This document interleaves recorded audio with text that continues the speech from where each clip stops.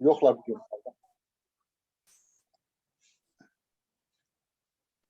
Evet. Ben de yeri bulayım. Oldu mu hocam? Bir dakika. Ben de buluyorum. Misal, sayfa kaçtayız? Vucuhul i'caz. Vucuhul i'caz'ı Kur'an değil mi? Evet, evet.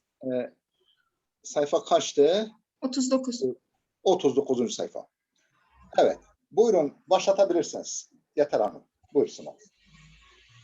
Kıymetli hocam, değerli arkadaşlar, hepiniz Aksiyon Edebiyat ve Fikir Kulübü'nün düzenlemiş olduğu Profesör Doktor Abdülaziz Hatip hocamız ile gerçekleştirdiğimiz Yusuf el-Karadavi'nin Keyfe neteamelu ma'al Kur'anil Azim okumalarımızın 14. dersine hoş geldiniz. Buyurun Sayın Hocam. Euzu billahi mineşşeytanirracim. Bismillahirrahmanirrahim.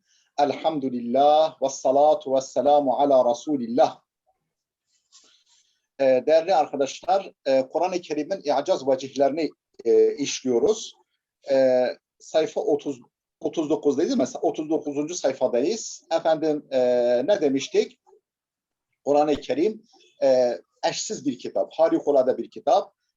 Ta ilk günden beri efendim onun Allah kaynaklı olduğu konusunda eğer tereddütte iseler, efendim muhalifleri tereddütte iseler, onun işte bir suresinin, 10 suresinin veya tamamının böyle yani çoktan başlayıp aza doğru limiti azaltarak efendim bir benzerini getirmesini kendilerinden talep etmişti.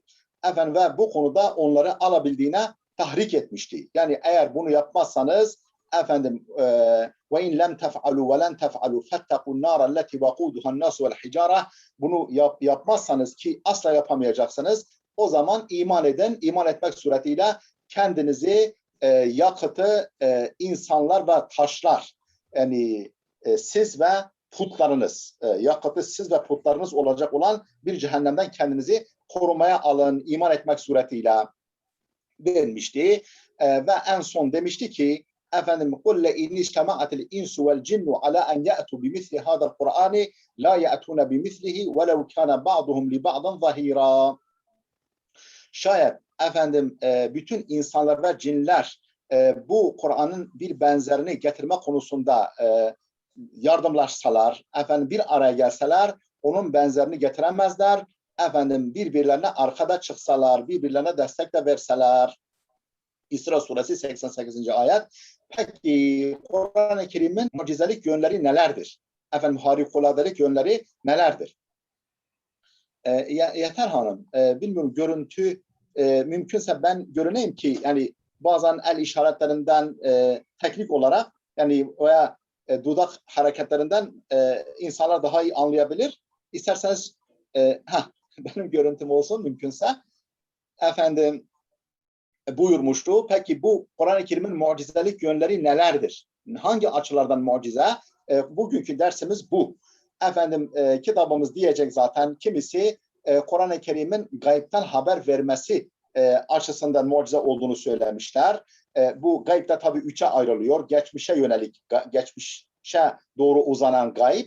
Efendim hali hazır yani Kur'an-ı Kerim'in indiği dönemde ki bir takım bilinmeyen şeyleri haber vermesi, bir de Kur'an-ı Kerim'in döneminden sonra, o indiği dönemden sonra ta kıyamete kadar, ta hatta sonsuza değil. Yani cennet ve cehennemin son duraklarına kadar, sonsuza kadar neler olup bitecek, insanları neler bekliyor, onları haber vermesi ve bunların hiçbir zaman tersinin çıkmaması diyecek. Kimisi Kur'an-ı Kerim'in mucizeliğini bu özelliğinde aramışlar. Kimisi demişler ki Kur'an-ı Kerim'in harikuladeliği onun efendim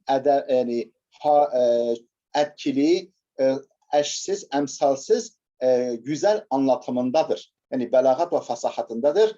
Efendim söz diziminde ve yerli yerince meseleleri anlatmasındadır demişler. Kimisi efendim ortaya koyduğu yasalardadır.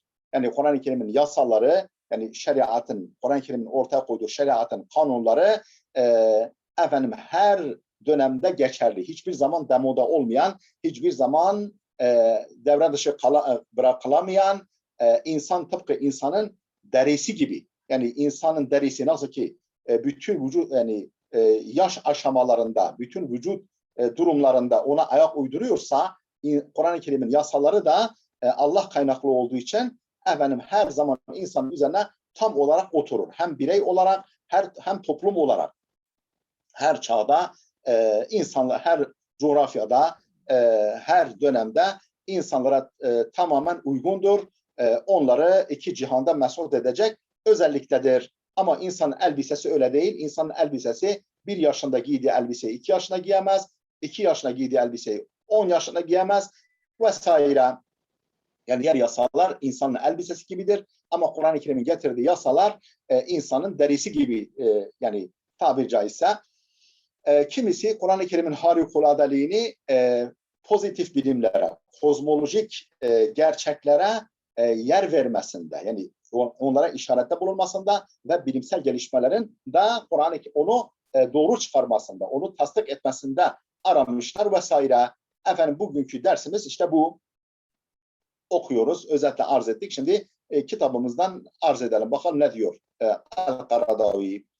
Vucuhu i'cazul Kur'an. Kur'an-ı Kerim'in mucizelik yönleri, eşsizlik, harikuladelik yönleri. Ve kad ketebel ulemâ'u vel bulagâ'u kadîmen ve hadîsen havle i'cazul Kur'an ve vucuhi hâzel i'caz. Ve ullifet fî zâlike kutubun şettâ. Ve kad ketebel ulemâ'u vel bulagâ'u. Alimler ve edipler. Bulaga beliğin çoğuludur. Edip demek edebiyatçılar, dil bilimcileri, edebiyatçılar ve alimler yazmışlar. Kadimen ve hadisen.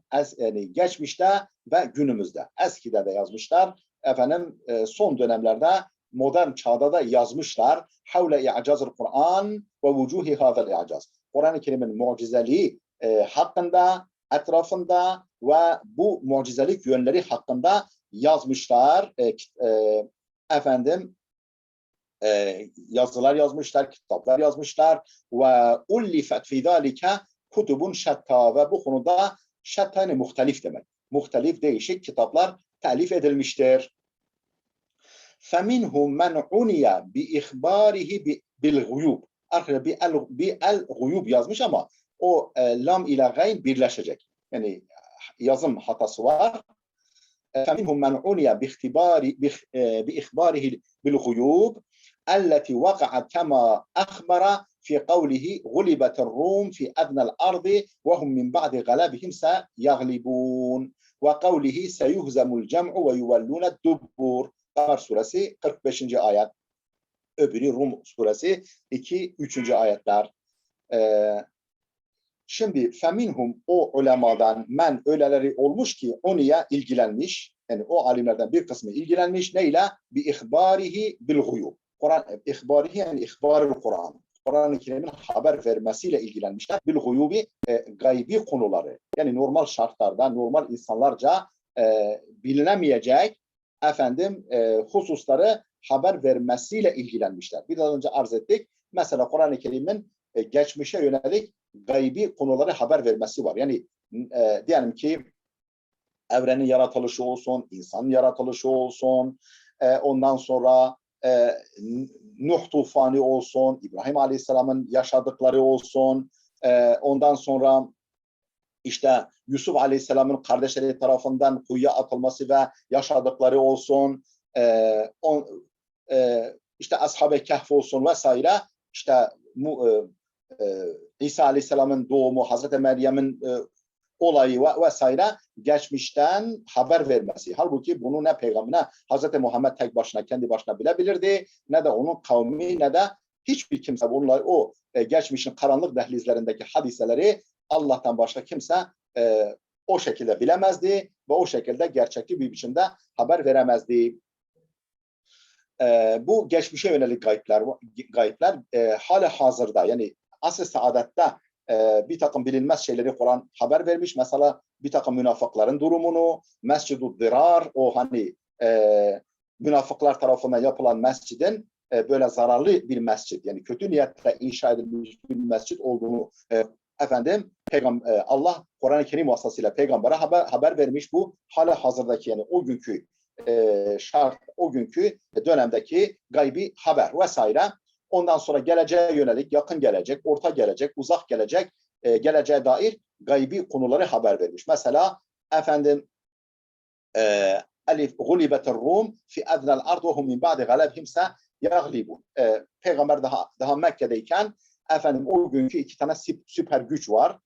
Süper güç var. Nedir bu? Efendim Sasaniler ve Bizans. Yani Roma, Doğu Roma İmparatorluğu, Bizans ve Sasaniler. Efendim Bizans ehli kitap, Hristiyan, efendim öbürü ateşperest, Mecusi ateşperest. Bunlar savaşa tutuşmuşlar, yakın bir bölgede savaşa tutuşmuşlar. Efendim Sasani devleti, yani o günkü İran, Bizans'a öyle bir darbe indirmiş ki belki 50 sene, 100 sene belini doğrultamayacak. Tabii müşrikler buna sevilmişler. Demiş, Mekke müşrikleri demişler ki bak bizimkiler seninkileri dövdüler. Yani bizimkiler dediği, yani bizim gibi putperest, tanrı tanımaz insanlar efendim sizinkileri, yani işte semavi bir kitaba, kutsal bir kitaba inanan Hristiyanları perişan ettiler. Dolayısıyla biz de size aynı işini yaparız. Efendim işte Kur'an-ı Kerim haber veriyor. Gulibetir Rum, Rumlar mağlup edildi. Fi ednel ardı, en yakın bir coğrafyada, yakın o zamanki Filistin, şimdiki Filistin bölgesinde savaş olmuş. Ve hum min ba'di galabihim seyaglibun. Onlar böyle mağlup edildikten sonra, mağlup edilmişken pek yakında galip gelecekler. O zaman işte Hazreti Ebu Bekir'le müşrikler iddiaya giriyorlar. Bu haber verildiğini fi bid'a sinin devam ediyor. Fi bid'a sinin, yani 3 ile 9 yılları arasında, yani 3 seneden 9 seneye kadar yakın bir zamanda bu iş olacak ve hakikaten Ebu Bekir Efendimiz davayı, yani iddiayı kazanıyor. Hani develer üzerinde Peygamber buyurmuş ki develerin sayısını artır, efendim süreyi de uzat. Yani 3 sene üzerine iddialaşmışlar. Demiş süreyi, çünkü bid'a kelimesi, fi bid'a sinin, bid'a kelimesi 3 ile 9 arasını ifade ediyor. Süreyi biraz uzat, efendim develerin sayısını da artır demiş. Bu Kur'an-ı Kerim'in haber verdiği gibi çıkmış. Yani efendim diplomasiyle, ondan sonra siyasi öngörülükle, uzak görüşlülükle bilinebilecek bir şey değildi. Evet. Bu işte yakın gelecekten haber vermesi. Ve kavlihi seyuhzemul cem'u ve yuvellûne dubur. Efendim topluluk bozguna uğratılacak ve sırtlarını dönüp geri kaçacaklar. Bu tabi Mekke'de inen bir ayet. Hazreti Ömer Efendimiz diyor ki ben bu ayeti okuyordum, manasını anlayamıyordum. Yani biz tabiri caizse kaçacak delik ararken, yani doğru düz ibadetlerimizi bile açıktan yapamazken, böyle gizli gizli ibadetlerimizi bile yaparken, Allah'ın dinine açıktan davet edemezken, Kur'an-ı Kerim ne diyor? Topluluk, yani işte Kureyş bozguna uğratılacak ve sırtını dönüp kaçacaktır. Yani öyle bir durum hiç, yani ufukta görülmüyordu. Tünelin ucunda görünmüyordu. Ne zaman ki Bedir Savaşı oldu, efendim 300 kişi, 900 kişi, küsür kişi bozguna uğrattı ve arkalarına bile bakmadan kaçarken Peygamber Aleyhisselam onları kovaladığı sırada müşrikleri, o bir avuç cengaver sahabileriyle beraber bu ayeti okuyordu. Seyuhzemul cem'u ve yuvellûne dubur. Halbuki bu Mekke döneminde inmiş, hiç böyle bir zafer şartları, ortamı ortada yokken ve aynen olduğu gibi gerçekleşmiş. Hazreti Ömer dedi ben o zaman bu ayetin işte böyle bir durum için indiğini, bu duruma işaret ettiğini o zaman anladım. Bu geleceğe yönelik, yakın geleceğe yönelik gaybi haberler, daha orta gelecek, uzak geleceğe dair haberleri de var. Efendim ne derler? Efendim zaman ihtiyarladıkça Kur'an gençleşiyor. Yani ve zaman en büyük müfessirdir. Hükmünü izhar ettiğinde itiraz olunmaz. Yani zaman her vakit daima Kur'an-ı Kerim'i haklı çıkarmıştır. İşte bu geleceğe yönelik gaybi haberler, hala hazır, yani asr-ı saadetteki gaybi haberler, bir de geçmişe yönelik gaybi haberler. Ve minhum minel ulema, yani men uniye bin nazmi vel ibareti vel üslub. Ulemadan öyleleri de olmuş ki Kur'an-ı Kerim'in söz dizimi, nazım, yani söz dizimine ve anlatım tarzına ve üslubuna özen göstermişler. Uniye meşhur okunuyor arkadaşlar. Aniye olmaz, uniye, hani kendilerini ilgilenmişler. Kur'an-ı Kerim'in nazmı, söz dizimi, ibaresi, anlatım tarzı ve üslubuyla ilgilenmişler. Bu yönlerinin harikulade olduğunu, eşsiz olduğunu açıklamaya çalışmışlar. اَوْ مَا يُسَمَّى بِالْاِعْجَازِ الْبَيَانِ veyahut da diğer ifadeyle i'caz-ı beyaniyle, yani belagi i'caz, edebi i'cazla, mucizelikle ilgilenmişler. وَقَدْ كَتَبَ ف۪يهِ الْقُدَمَاءُ مِثْلَ الْبَاقِلَّانِ وَالرُّمَّانِ وَالْخَطَّابِ وَالْجُرْجَانِ وَالرَّازِي وَغَيْرِهِمْ. Allah onlardan razı olsun. İyi ki varlar arkadaşlar. İyi ki varlar. İyi ki efendim onlar zamanında bu işi yapmışlar. Onun için biz de günümüzde bize ne düşüyorsa onu yapmamız lazım. Yani bu bayrak yarışını iyi sürdürmemiz lazım. Tamam mı? Yoksa Allah korusun yani kötü durumlar çok kötü olur, Allah korusun.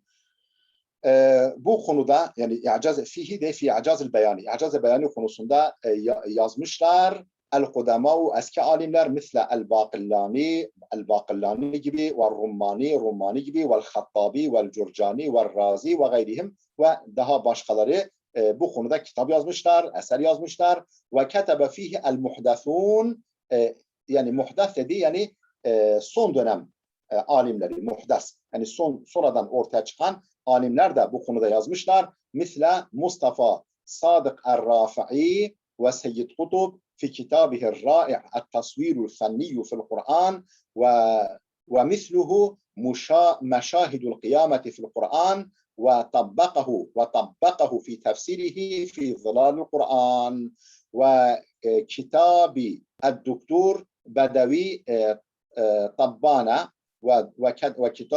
وكتاب الدكتور بدوي طبانة بلاغة القرآن والكتاب القيم الأصيل لشيخنا العلامة دكتور محمد عبد الله دراز النبوي العظيم وكتاب دكتور بنت الشاطئ الإعجاز البياني للقرآن.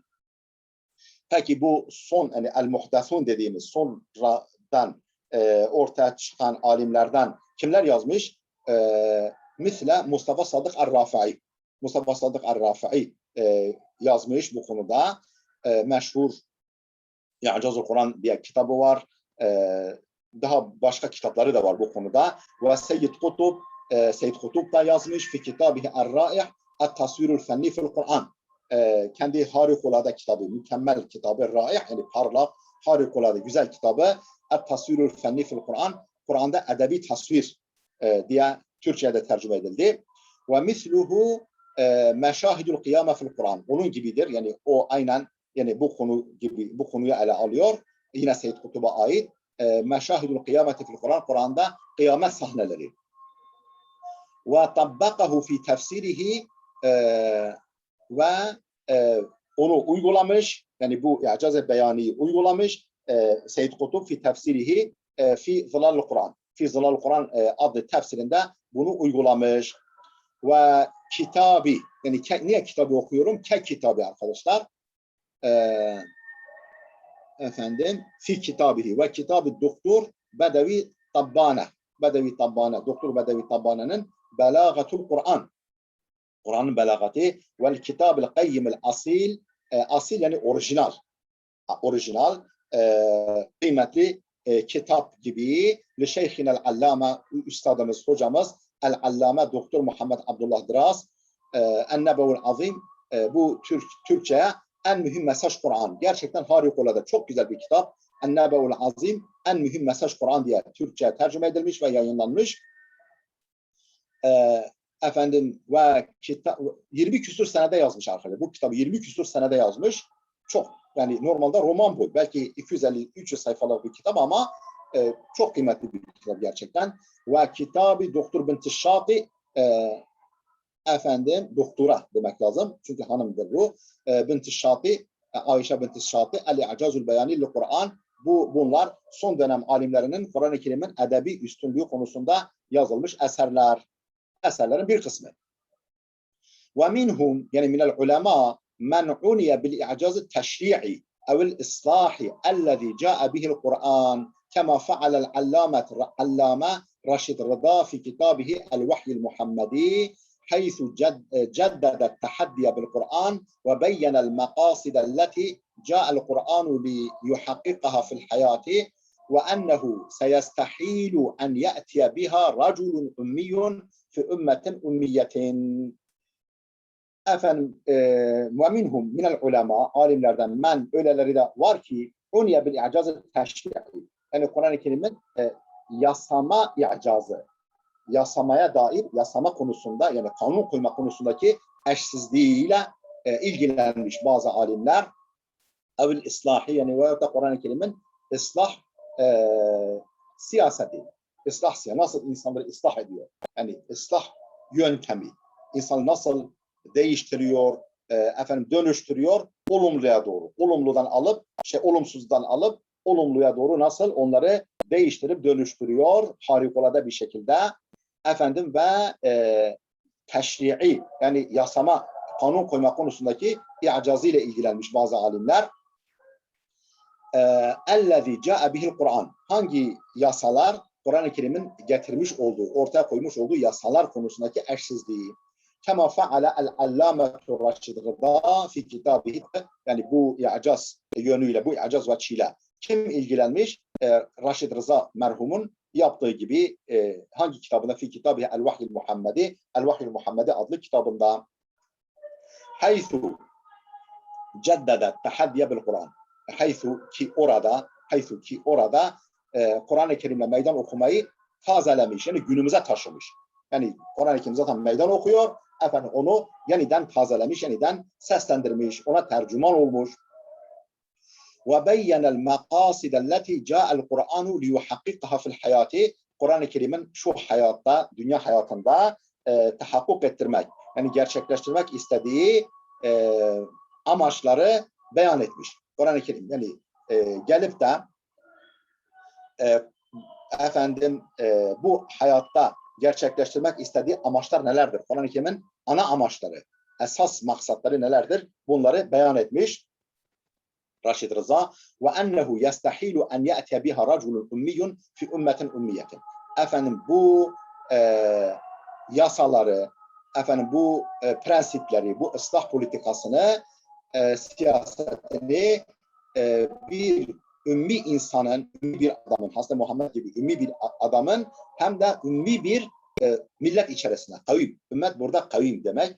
Ümmi yani okuma yazma bilmeyen, çoğunluk %98'i belki daha fazlası okuma yazma bilmeyen bir topluluk içerisindeki ümmi bir kişinin, adamın, Hazreti Muhammed Efendimiz sallallahu aleyhi ve sellem'in getirmesi müstahildir, imkansızdır bu yasaları. Onun getirmesi mümkün değildir. Demek ki Allah tarafından gönderilmiş. Bunu gösteriyor. وَقَدْ فَاقَدْ كُلَّ مَا جَاءَ بِهِ الْفَلَاسِفَةُ وَالْمُصْلِحُونَ. Bütün filozofların ve islahatçıların, reformcu, böyle insanları ıslah için meydana atılan kimselerin ve filozofların getirmiş oldukları, ortaya koymuş oldukları her şeye faik, her şeyden üstün. Vakat fakat ve o Kur'an-ı Kerim'i getirdikleri üstün gelmiştir, üstün olmuştur. Kullama ca'a bihil felasifetu vel muslihun. Bütün filozofların ve islahatçıların yaptıkları, getirdiklerinden hepsinden üstün gelmiştir. Üstün şöyle diyelim arkadaşlar. Mesela zaman zaman sigaraya karşı mücadele ve uyuşturucuyla mücadele, değil mi? İçkiyle yani alkollü maddelerle mücadeleye girişiliyor değişik ülkelerde, hatta bütün dünyada ve bütün güvenlik güçleri, bütün yayın organları, gazeteler, televizyonlar, sosyal medya hepsi bu konuya el atıyor. Yine de başarılı olamıyorlar. Ama Hazreti Muhammed gibi bir tek kişi o sigaradan veya içkiden çok daha kökleşmiş, insanların böyle kanlarına karışmış, dem ve damarlarına karışmış kötü alışkanlıkları, kötü huyları kökünden sökmüş ve onların yerine en güzellerini, çok daha güzel, en güzellerini, alternatiflerini kök saldırmış, dikmiş ve gönüllerine kök saldırmış ve yerleştirmiş. Hem de bir kötü adet değil, sayısız kötü adetleri, sayısız ahlaksızlıkları, sayısız kötü inançları, bozuk inançların, batıl inançları değiştirmiş, insanları tamamen bambaşka bir noktaya getirmiş, değiştirip dönüştürmüş. Bir tek kişi ve çok cüz'i bir maddi kuvvetle kısa zamanda gönüllerin sultanı olmuş. Sadece bedenler üzerinde hakimiyet kurmamış, onun tahtı gönüller üzerinde yer almış, gönüller üzerine kurulmuş. Onun manevi saltanatı. Mahbubu kulub olmuş. Ve mislu zalika el maqalatu allati كتبها العلامة محمد أبو زهرة في مجلة المسلمون الشهرية المصرية. Bunun gibi yani Muhammed Raşid Rıza'nın kitabı gibi el maqalatu allati katabaha el-allame Muhammed Ebu Zehra, el-allame büyük alim Muhammed Ebu Zehra'nın yazmış olduğu makaleler nerede? Fi mecellete el-Muslimun. El-Muslimun dergisinde Eş-Şehriye el-Mısriye. Mısır'da çıkan aylık El-Muslimun dergisinde bu konudaki yazmış olduğu makaleler de buna örnektir. Tahta unvani şeriatul Kur'an delilun ala ennehu minallah.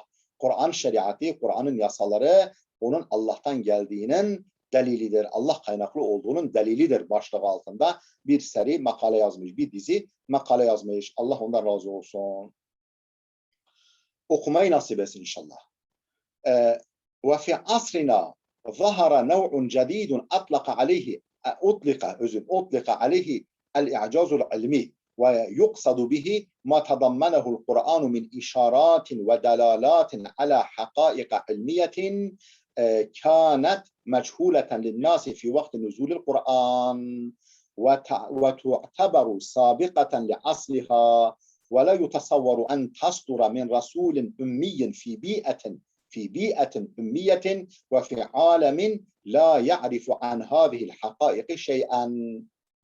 Paragrafın tamamını okuduk, tercüme ediyoruz. Ve fi asrina, günümüz, çağımızda, yani 19-20. yüzyılda, işte 20. 21. yüzyılda, yani çağımızda zahara ortaya çıkmış nev'un cedidun, yeni bir tür, yeni bir i'caz türü, i'caz çeşidi ki utlika aleyhi el-i'cazul ilmi. Ona ne ad verilmiş, ne ad verilir? El-i'cazul ilmi, yani bilimsel i'caz, fenni i'caz. Yani fen ilimleriyle ilgili fen ilimleri alanındaki i'caz, yani mucizelik, eşsizlik, harikuladelik.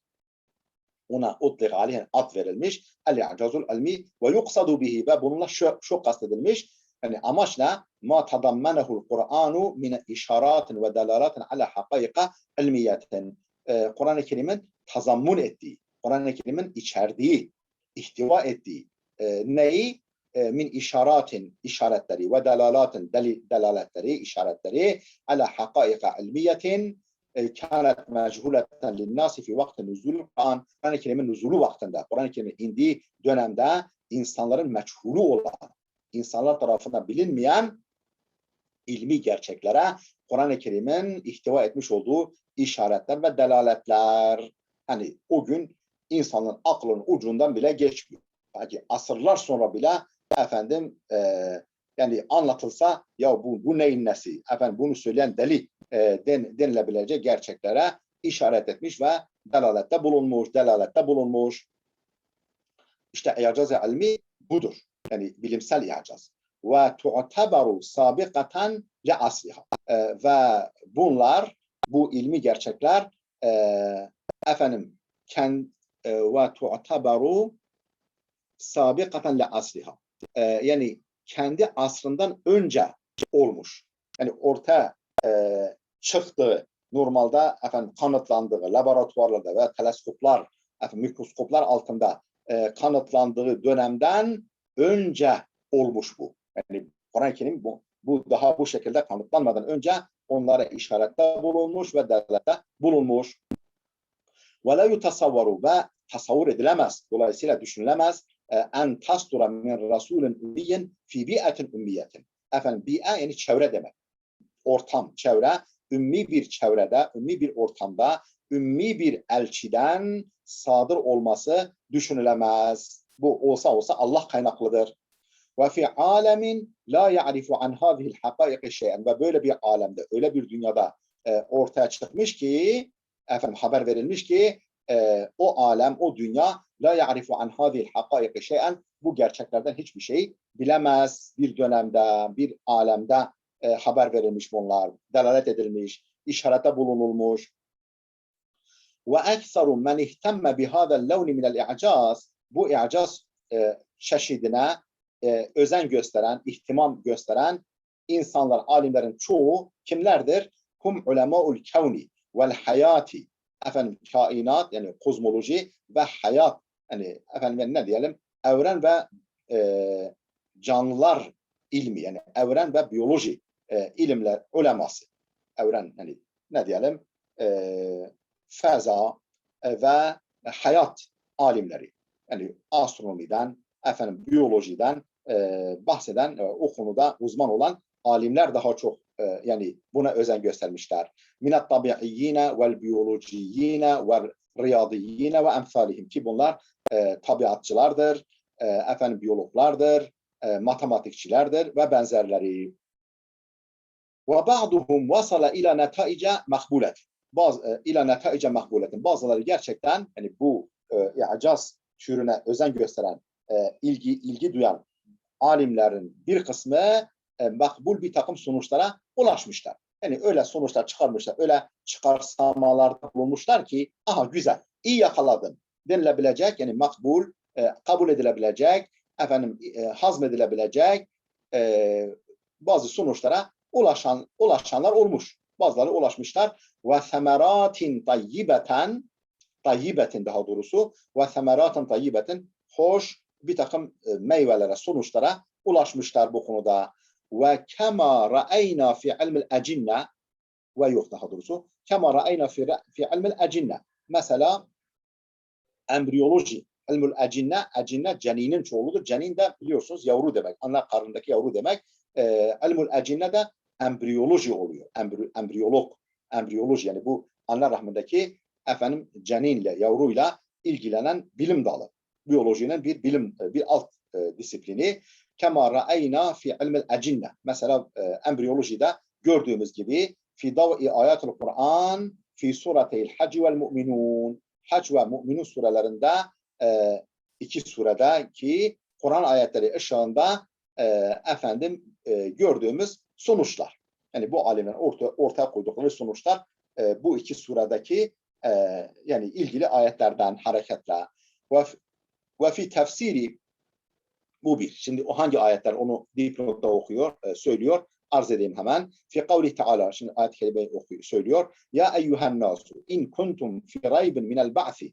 Ey insanlar, ben dipnotu okuyorum arkadaşlar. Eğer efendim öldükten sonra diriliş konusunda kuşkudaysanız, şüphedeysanız fe inna halaknakum min turabin. Sizi topraktan yarattık ilkin. Yani ister asle baidimiz olan Adem babamız olsun topraktandır, ister asle karibimiz olsun, yani bizim yakın aslımız olsun ki her birimizin efendim babamızdan gelen ne diyelim o yani hayvancık yani spermle, ise annemizden gelen yumurta olsun, bunlar aslında topraktandır. Dolayısıyla biz topraktan, yani değil mi? Sonuç itibariyle topraktandır. Yani on topraktan geliyor. Gıdamız, onların gıdası, onların menşei topraktandır. Yani aslı baidimiz de, Adem babamız da topraktan. Aslında her birimiz de ayrı ayrı topraktanız yani. Aslı karibimiz de topraktandır. Fe inna halaknakum min turabin, sizi bir topraktan yarattık. Sonra min nutfatin, sonra bir nutfadan, yani spermden veya zigottan. Sonra min alakatin, sonra bir alakadan, yani bir efendim rahim cidarına takılan bir embriyodan, sonra min mudgatin muhallakatin ve gayri muhallaka, sonra yani belli belirsiz, böyle şekilli şekilsiz. Yani bir şeye benziyor ama tam da insana benzemiyor. Muhallaka ve gayri muhallaka, yani yaratılmış yaratılmamış değil de yani belli belirsiz bir et parçasında. Yani insan mıdır, başka bir şey midir, böyle tam belli değil. Kafası büyük, efendim gövdesi küçük, ayağı böyle siska ve efendim değil mi, çöp gibi ayakları var. O anne rahmindeki yavrunun, hepimizin zamanda yaşadığı durum. Linubeyyine lekum. Niyesi böyle yaptık? Ta ki size gerçeği açıklayalım. Yani öldükten sonra dirilişinizin mümkün olduğunu size açıklayalım diye Efendim bunu size anlatıyoruz. Haç suresi 5. ayet. Ve fi kavli Teala başka bir ayet. Ve lekad halaknal insana min sulaletin min tin. Efendim insanları bir çamur özünden, sülale-i tin, çamurun özünden, yani çamurdan süzülüp gelen bir özden yarattık. ثُمَّ جَعَلْنَاهُ نُطْفَةً فِي قَرَارٍ مَك۪ينٍ. Sonra muhkem bir karargahta, muhkem bir mahfazada onu yerleştirdik. Anne rahmi böyle dış etkenlere karşı gerçekten son derece korunaklı. ثُمَّ خَلَقْنَا النُّطْفَةَ عَلَقَةً. Sonra o nutfayı alakaya dönüştürdük, embriyoya dönüştürdük. فَخَلَقْنَا الْعَلَقَةَ مُضْغَةً. O embriyoyu bir et parçasına, bir çiğnem ete dönüştürdük. Yani et giydirdik. مُضْغَةً عَلَقَةً فَكَسَوْنَا الْعِظَامَ فَخَلَقْنَا الْمُضْغَةَ عِظَامًا. O çiğnem etten, o parça etten kemik oluşturduk, kemikler oluşturduk. فَكَسَوْنَا الْعِظَامَ لَحْمًا. O kemiklere de et giydirdik. ثُمَّ اَنْشَأْنَاهُ خَلْقًا آخَرٍ. Sonra onu yepyeni bir surette inşa ettik. Sonra yepyeni bir surete büründürdük. فَتَبَارَكَ اللّٰهُ اَحْسَنُ الْخَالِقِينَ. Yaratıcıların en güzeli, en güzel yaratıcı olan Allah'ın şanı ne yücedir. Müminun suresi 12 ve 14. ayetler. 12'den 14. ayete kadar. Yani modern bilim de aynen bunu kanıtlıyor. Halbuki o günkü şartlarda bu sürecin böyle işlediğini bilmek mümkün değil. Şimdi ve fi tefsiri, yine metne dönüyoruz. Ve fi tefsiri maracel bahreyni yeltakiyan beynehuma berzahun la yabgiyan. Efendim şu ayetin tefsirinde de aynı bilimsel gerçeklere işaret edilmiş. İki denizi Allah saldı. Bunlar buluşuyorlar ama aralarında bir tampon var, berzah bir tampon var, bir engel var. La yabgiyan, karışmıyorlar, katışmıyorlar. Yani birbirinin hududuna tecavüz etmiyorlar. Hani malumun işte bu Cebel-i Tarık'ta Atlas Okyanusu'yla Akdeniz'in suyunun yoğunluk farkından dolayı karışmaması veya Mendeb Körfezi'nde, Mendeb Boğazı'nda yine Yemen taraflarındaki yine iki denizin salı verilip birbirine karışmaması. Beynehuma berzahun la yabgyan. Rahman suresi 19-20. ayet. Ve tefsiri vel cibale evtada. Biz dağları direk yaptık, dağları kazık yaptık. Geçen maalesef kendi ateist diyen ve işte sürekli televizyonlarda olan bir bilim adamı güya bir profesör diyor ki Kur'an'da yanlışlar var. İşte Kur'an diyormuş ki biz işte dağlar zelzeleye karşı korumadır. Halbuki dağların olduğu yerde daha çok zelzele olur. Bu vel cibale evtada ve elqa fil ardi ravasi en temide bikum ayetini güya işte bilim böyle demiyor diyor. Bunu haşa Kur'an-ı Kerim'in Allah kelami olmadığını, yanlış olduğunu, Kur'an'da bilimsel yanlışlar var diyor. Ve işte böyle bir şey ortaya atıyor. Geçenlerde temas ettik. Hatta açıkladık yani biraz. Bir daha o konuya girmeyeceğim. Vel cibale evtada. Biz dağları direk yaptık, kazık yaptık. Nebe suresi 7. ayet ve gayriha. Ve daha buna benzer ayetlerin yorumlarında bilimsel gerçeklere işaret ve delaletler vardır. Bu da Kur'an-ı Kerim'in bilimsel i'cazıdır. Ve ba'duhum balaga mubalagatin la yakbeluha ulema'u şeriatı ve la ulema'u tabi'a. Ne demişti? Bazıları makul sonuçlar, maksul artık çöp arabası maalesef İstanbul böyle gürültülü. İnşallah rahatsız olmuyorsunuzdur. Geçer şimdi. Ve ba'duhum, yani bir kısmı makul davranmış, yani dengeli davranmış ve gerçekten hazmedilebilir, kabul edilebilir sonuçlar çıkarmışlar. İşaretler, delaletler çıkarmışlar. Bu güzel.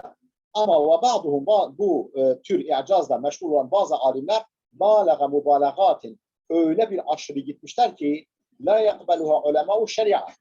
Bu mubalagaları, bu abartıları ne şeriat alimleri kabul eder ve la ulema'u tabi'a, ne de tabiat alimleri, pozitif bilim veya tabiat bilimcileri, bilim adamlarının kabul etmeyeceği sonuçlar ortaya çıkarmışlar.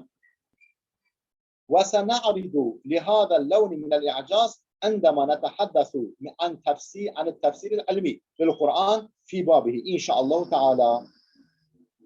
Ve sena'ridu değineceğiz, ele alacağız. Bihâzel levni minel i'acaz, bu i'acaz çeşidine değineceğiz, onu ele alacağız. Ne zaman? Endema netehaddesu an tefsiril ilmi.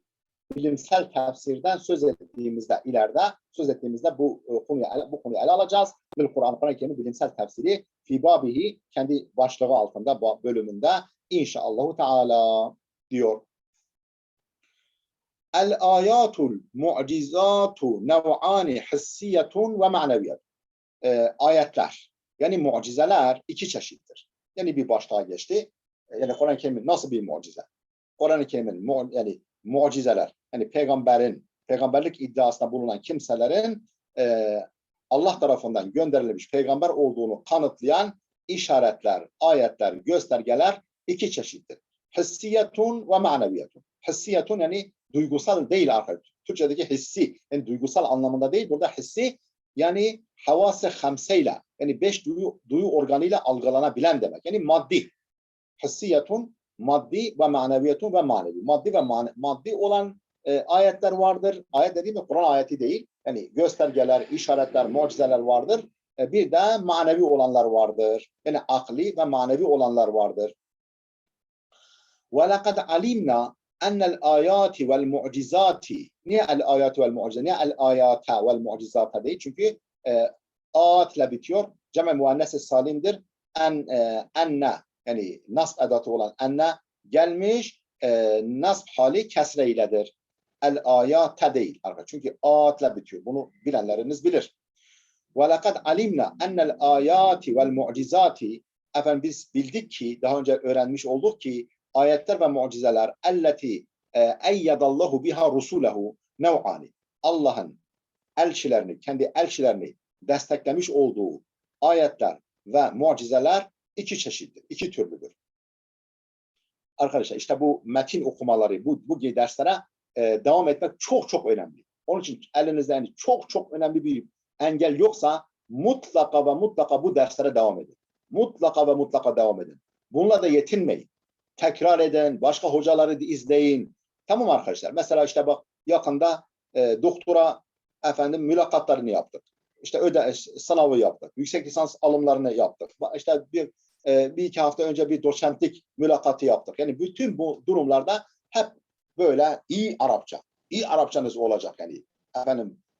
Bu alana dair kitapların muhtevalarından çok iyi haberdar olmanız lazım. Çünkü hep buralardan gelir. Bu gibi kaynaklardan gelir yani. Tamam mı? Onun için kendinizi çok çok iyi yetiştirin. Öyle yetiştirin ki bir sınav mı gelmiş, elinizi kolunuzu sallaya sallaya geçesiniz. Tamam mı? Yani böyle endişe duymayasınız. Tüfeğiniz her zaman dolu olsun. Avınızı bulduğunuz zaman yapıştırasınız arkadaşlar. Fırsatlar av gibidir. Av belirdikten sonra her ne kadar avcılığı tavsiye etmesem bile ben özel örnek diye söylüyorum. Fırsatlar av gibidir. Fırsatlar ortaya çıktıktan sonra bırak hani biraz ey ceylan, ey tavşan bekle de tüfeğimi doldurayım dersen tavşan ceylan kaçar. Arkadaşlar her zaman tüfeğiniz dolu olacak. Yani her zaman hazır olacaksınız. Yani donanımlı olacaksınız ki imkanlar, fırsatlar çıktığı zaman yakalayabilirsiniz. Çok iyi. Yani ne demişler?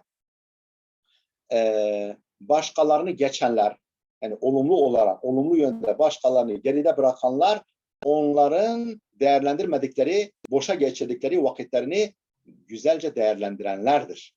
Yani bu hep vakit nakittir. Vaktimizi iyi değerlendirirsek başkalarını fersah geçeriz. İmkanlar böyle. Ve bu bir sorumluluk. Bir sorun. Biz madem ki ilahiyatçıyız, madem ki Allah bu dini omuzumuza bu defineyi taşımayı, bu kıymetli hazineyi taşımayı omuzlarımıza yüklenmiş, o zaman omuzlarımızın çok antrenmanlı, güçlü, kuvvetli olması lazım. Tabii ben fiziki olarak sadece kastetmiyorum. Fiziken de güçlü olacağız ama bilimsel olarak aklen, zihnen güçlü olmamız lazım. Yine başladık öğüt vermeye. Hocam zaten her zaman nasihat ediyorsunuz, öğüt veriyorsunuz, bıktık sandık diyeceksin ama ne yapalım, alışmışız. Yani görüyoruz arkadaşlar. Bunun önemini gördüğümüz için yani siz genç kardeşlerime hatırlatmak istiyorum zaman zaman.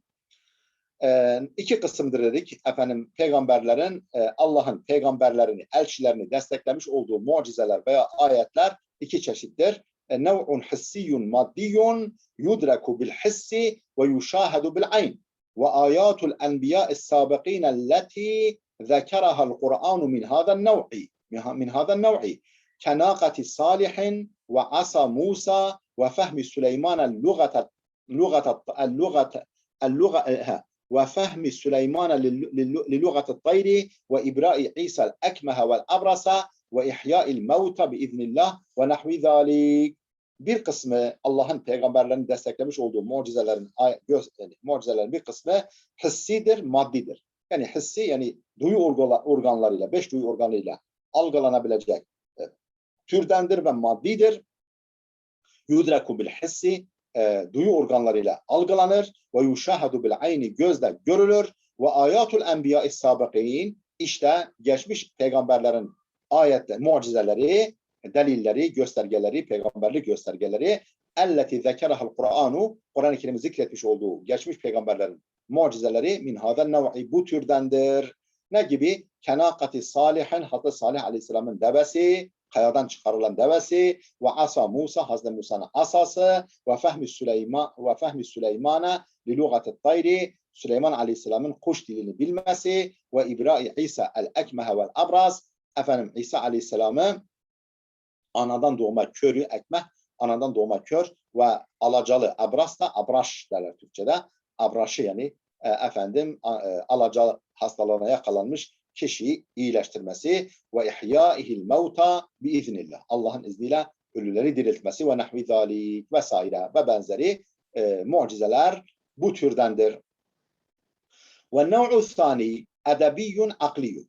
İkinci tür göstergeler yani kanıtlar, deliller Allah'ın peygamberlerini benim elçimdir. İşte delilleri de şudur dediği hususlar edebidir, aklidir. Yani edebidir ve akılla algılanır, akılla kavranır. Mesela ne gibi? Kel Kur'an-ı Kerim el-mu'cizetul kubra li Muhammedin sallallahu aleyhi ve sellem mu'cizetun ma'neviyetun la maddiyetun ve ayetun akliyetun la hissiyetun. Mesela Kur'an-ı Kerim gibi ki o Kur'an ki el-mu'cizetul kubra li Muhammedin. Aslında Muhammed'in en büyük mucizesi sallallahu aleyhi ve sellem فَهُوَ مُعْجِزَةٌ مَعْنَوِيَةٌ لَا مَادِّيَةٌ. Kur'an-ı Kerim manevi bir mucizedir, maddi değil ve ayetun akliyetun akli bir göstergedir. La hissiyetun yine maddi değil yani gözle hani tabi şu demek değil. Kur'an-ı Kerim'i tamam gözümüzle görüyoruz, elimize dokunuyoruz ama o yönü mucize değil.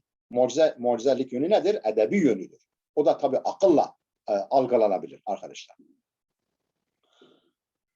Vel farku beyne nev'ayni.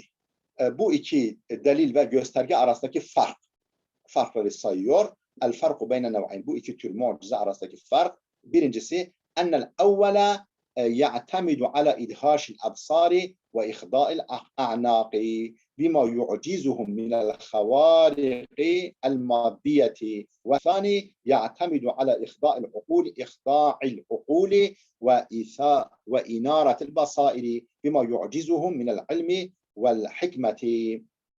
Birinci çeşidi ya'temidu ala idhaşil absar. Gözleri dehşete düşürmeye dayanır. Yani temelinde ne yatar? Gözleri dehşete düşürmek. Yani fal taşı gibi açılıyor gözler. Onları mesela diyelim ki aslanın ejderhaya dönüşmesini gören bir göz ne hale gelir? Varınsız düşün değil mi? Kayadan bir devenin çıktığını gören bir göz nasıl dehşete kapılır? Nasıl fal taşı gibi açılır? Siz varınsız kıyasla edin. Yani gözleri dehşete düşürmeye dayanan bunu amaçlayan türden ve ihda'il a'naq boyun eğdirme. A'naq unukun çoğulu. Unuk da boyun demek. Boyunları eğdirmeye dayanır. Yani boyun eğdirmeye o peygamberlere boyun eğmelerini sağlamaya ve insanların gözünü dehşete kaptırmaya, dehşete düşürmeye dayanır. Yani bunu gerçekleştirir yani. Temelinde bu var. Bu amaç var. Neyle onların boynunu büktürür? Neyle onları efendim gözünü dehşete düşürür. Bima yu'cizuhum, onları aciz bıraktığı hususta min havarikil maddiyeti, maddi harikalardan, maddi harikulade, maddi olarak harikulade hususlardan onları aciz bıraktığı şeyler. Ve thani, ikincisi ya'temidu ala ihda'il ukuli ve inaretil basair. Basair basiretin çoğuludur. Basiretleri nurlandırmak, yani gönül gözlerini nurlandırmak, akıllara akılları boyun eğdirmek. Yani boyun, maddi boyun, yani maddi olarak, fiziki olarak boyun eğdirmek değil, akılları itaate sevk etmek, gönül gözlerini aydınlatmaya dayanır. Bunu amaçlar. Bima, ne ile bunu yapar? Bima yu'cizuhu minel ilmi vel hikmeti, ilim ve hikmet adına, ilim ve hikmet alanında onları aciz bıraktığı hususlarla. وَلِهَذَا كَانَ الْاَوَّلُ لَائِقًا بِالْاُمَمِ فِي طُفُولَةِ النَّوْعِ الْاِنْسَانِيِّ. İşte bundan dolayı diyor, birinci çeşit mucize, yani maddi mucizeler layık olmuştur, yakışmıştır. كَانَ لَائِقًا بِالْاُمَمِ fi tufuleti nev'el insani, insan nev'inin, insan türünün çocukluk devresinde milletlere yakışan buydu. Evet, insanlık türünün henüz çocukluk dönemini yaşadığı, aklen tam olgunlaşmadığı dönemdeki milletlere, ümmetlere layık olan mucize çeşidi budur. Ve sani, ikincisi laiken biha, yani biha ba'de en irtakatel insaniyetu ve belagat rüştaha. İnsanlık alemi terakki ettikten, terakki ettikten ve rüştüne ulaştıktan sonra, artık rüştünü ispat ettikten sonra, aklen olgunlaştıktan sonra insanlık ümmetine, insan ümmetlerine, milletlerine yakışan mucize türüdür. İkincisi, yani Kur'an. Ve fi hâzâ kâlel Kur'an. İşte bu konuda Kur'an şöyle demiş: İnneşe nunezzil aleyhi mines semâi ayeten fezallet a'nâkuhum leha khâda'in. İnneşe, dilersek, nunezzil, indiririz aleyhim, kendilerine, mines semâi, semadan ayeten, bir ayet. Ayet derken Kur'an ayeti değil, yani bir mucize indiririz, bir maddi mucize indiririz. فَظَلَّتْ اَعْنَاقُهُمْ لَهَا خَاضَعِينَ. Onların boyunları ister istemez onun karşısında bükülür, onun karşısında eğilir, boyunları bükülür, boyunları eğilir. Şuara suresi 4. Lakin iktadar hikmetuhu en la yaşa'a zalike. Dilersek diyor ama demek ki Allah'ın hikmeti bunun böyle olmamasını iktiza etmiş. Lakin iktadar hikmetuhu en la yaşa Allah. Fakat Allah'ın bunu dilememesi hikmetinin muktazasıdır. Hikmeti böyle dilememesini murad etmiş. Kaç dakikamız var Ethan Hanım? Alo. Arkadaşlar, uyudunuz mu? Neredesiniz? Hocam 7 dakika kaldı. Tamam. Oldu. Şimdi kendimi böyle artık yalnız hissettim. Nerede bu kardeşlerim? Evet. Tamam. Geldiğimiz zaman bana hatırlatın. Olur mu? Hocam değil, vaktimiz tamamdır. Saniyen ennen nev'al evvela yentehi bintihai vuku'ihi. Yani aradaki fark şudur. Birinci çeşit mucize, birinci çeşit gösterge, peygamberlerin peygamber olduğunu gösteren birinci çeşit gösterge yentehi bintihai vuku'ihi. Efendim, gerçekleşmesi bitince o da sona erer. Yentehi sona erer, bintihai vuku'ihi. Ben diyelim ki deve kayadan çıktı, iş bitti. Daha sonra normal bir deve gibi duruyor. Efendim, Musa'nın asası ejderhaya dönüştü. Efendim, daha sonra asa dönüşünce iş bitti. Yani vuku'unun bitmesiyle o mucizeliği de bitmiş oluyor. Ve la yekunu hücceten illa ala men şahedehu ev vasala ileyhi bittevaturil kat'i. Ve la yekunu, bu tür mucize, bu tür gösterge hüccet olamaz. Yani efendim, bağlayıcı, imana sevk edici olamaz. İlla ala men şahedehu. Ancak onu gözleriyle gören ev vasala ileyhi bittevaturil kat'i. Kesin bir yahut da kesin bir tevatürle, yani yalan üzere ittifak etmeleri mümkün olmayan toplulukların birbirine aktarmasıyla ta sana kadar gelmesiyle ancak bu seni bağlayabilir. Yani böyle bir tevatürle bir kişi hakkında hüccet olabilir. Yani ya gözleriyle gören yahut da kat'i tevatürle kendisine bu olay nakledilen kişi için bağlayıcı olabilir. Ve emme thani, ikinci çeşit mucize ise feyabqa ve yestemirru i'cazuhu ila maşallah. Mucizelik yönü, harikuladeliği baki kalır, devam eder. İla maşallah, sonsuza değin. Allah'ın dilediği zamana kadar, sonsuza kadar devam eder. Kur'an böyle.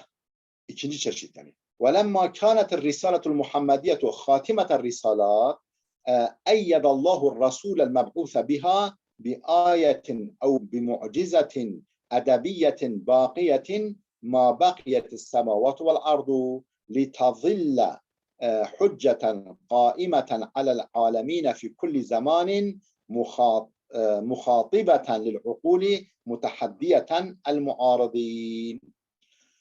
وَلَمَّا كَانَتِ الرِّسَالَةُ الْمُحَمَّدِيَةُ خَاتِمَةَ الرِّسَالَاتِ. Hz. Muhammed'in elçiliklerin sonuncusu olunca, lemma olunca, kânet olunca, er-risaletul Muhammediyetu khatimeter risalat, peygamberliklerin, elçiliklerin sonuncusu olunca, eyyedallahu rasulel meb'use biha, Allah o risaletle gönderilmiş olan elçiyi destekledi. Eyyedallah. Allah destekledi. Er-rasulel meb'use biha. O biha'daki ha risalete gidiyor. O misyonla, o elçilikle, o görevle gönderilen elçiyi Allah destekledi. Bir ayetin, bir ayet, bir bilgiyle, bir delille, ev mucizetin veyahut da bir diğer ifadeyle bir mucizeyle, nasıl bir delil ve mucize? Edebiyetin, edebi bir mucizeyle, bakiyetin ma bakiyeti semavat vel ard, semavat ve arz kaldıkça. Efendim buna neden arkadaşlar? Bu mana masıdır. Ma-i mastariye tevkitiye. Ma-i mastariye tevkitiye. Yani başına geldiği fiili mastara çevirir ve vakte bağlar. Bir vakte bağlar. Nasıl ifade ederiz? Bakiyetin müddete beqâ-i semavat vel ard. Bakiyeten ma bakiyeti semavat vel ard demek yani müddete ma-i mastariye müddet diye çarpılır. Müddete beqâ-i semavat vel ard. Yani semavat ve arz baki kaldığı müddetçe. O şekilde mastarı teville mastara çıkarırız arkadaşlar. Muayyen mastariye tevkitiye başına geldiği fiili mastara çevirir. Yani mastarı mastar ifade eder ve de vakte bağlar.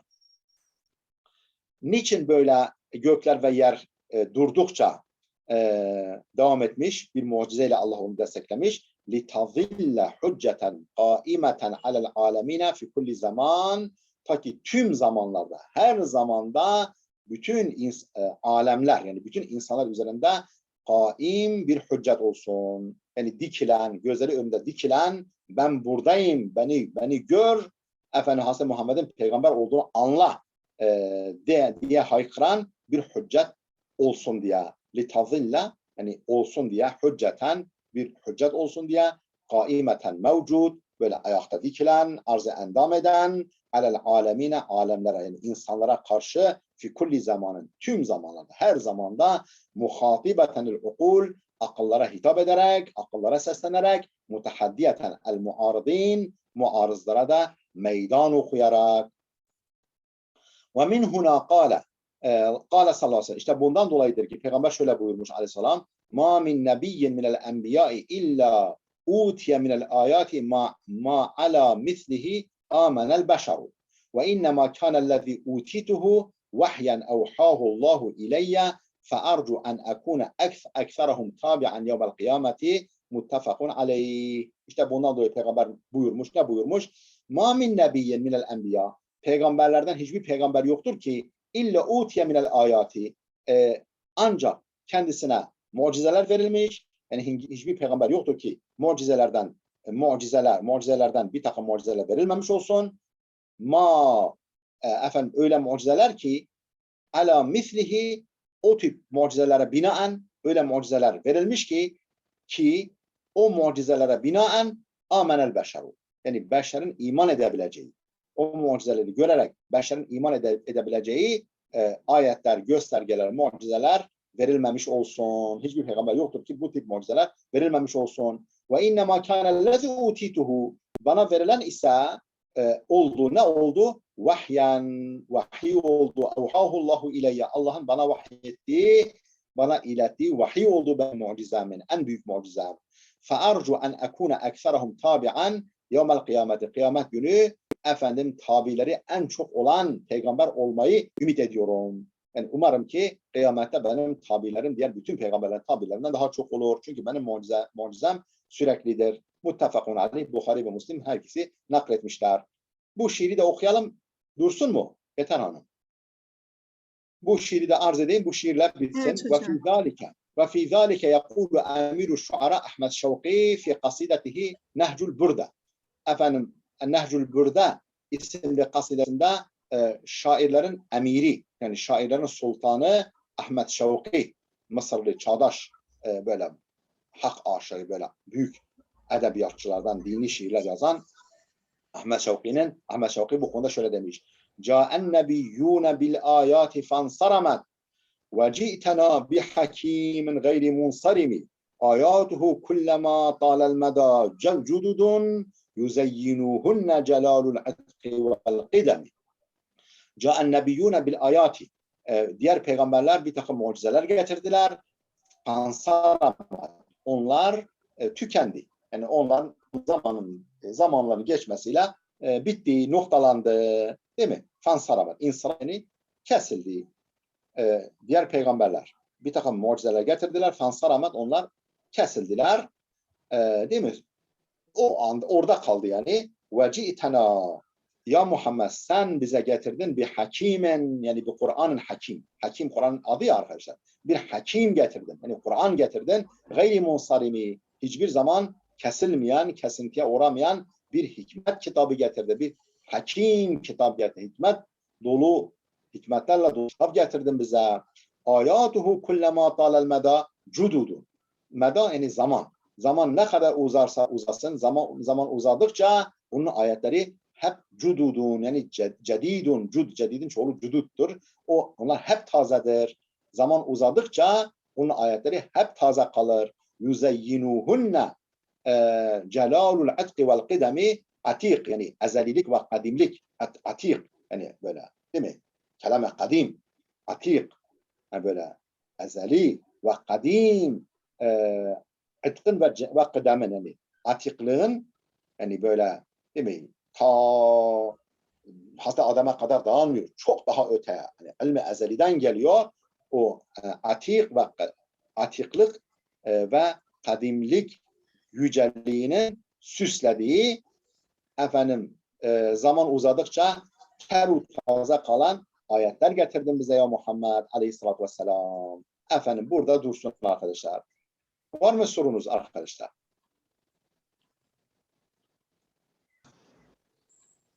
Sanırım yok hocam. Sorularınız yok mu? İyi gidiyor mu arkadaşlar? Hızlı mı gidiyoruz? Yavaş mı gidiyoruz? Belki nezaketinizden efendim müdahale etmeyebiliyorsunuz ama hocam hızlı gidiyorsunuz deyin. Veya hocam iyi gidiyoruz deyin. İyi mi? Güzel gidiyoruz hocam. Allah razı olsun. Çok güzel gidiyor hocam. İyi. Allah cümlemizden razı olsun. Muvaffakiyetler dilerim. Sorunuz varsa buyurun. Buyurun efendim. Allah razı olsun. Teşekkür ederiz hocam. İstifade ediyorum. Mehmet Algüvercin. Algüvercin kardeş. Sesini benzettim ama. Öbür kardeşimizin de kimdi? Böyle adını da söylesin. Latif hocam. Bir daha söyleyin. Latif hocam. Latif. Latif kardeşim. Tamam. Tamam. Allah sizleri muvaffak etsin. Hepinizi inşallah. Allah razı olsun hocam. Evet. Allah'a emanet olun. Allah'a emanet olun. Teşekkür ederiz hocam. Allah razı olsun. Allah muvaffak etsin. Hayırlı başarılar. Hayırlı geceler. Hayırlı geceler Hayırlı hocam. geceler.